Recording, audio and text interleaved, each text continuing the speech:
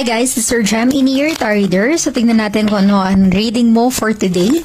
Just a reminder, this is a general reading. So this may or may not resonate with you, so don't take it personally.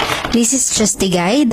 This is also a timeless reading, so kung mapanood mo ito sa ibang panahon at ibang pagkakataon, possible na nakatadhanang mapanood mo ang reading na ito, maaaring mga advice and messages na mapupull out natin ay makatulong sa iyong sitwasyon. Also, please like, share, comment, and follow my page for more videos like this. Give me your energy. Ano ang reading mo for today? Give me your energy.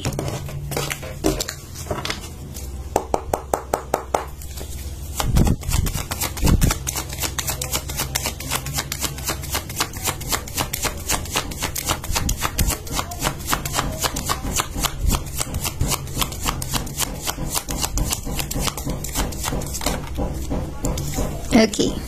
You have here the Queen of Swords, an air sign. Maaaring ikaw ay air sign, Gemini, Libra, and Aquarius, or posibleng connected ka with an air sign energy.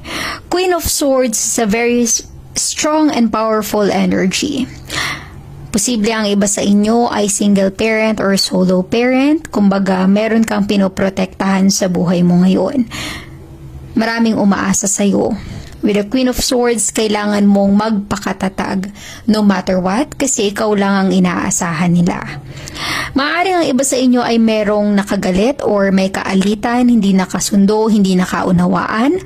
Kaya you are blocking that person. Ibig sabihin niyan, tinatry mong i-ignore hanggat makakaya mo na iwasan yung taong may pagka-negative energy patungo sa'yo. Okay? You are trying to be, alam mo yung, parang mapalayo sa mga negatibong tao sa paligid.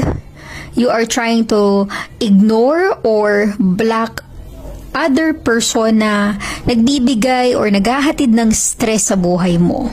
At the same time, with the Queen of Swords, ikaw yung tipo ng taong hindi na magpapaloko pang muli.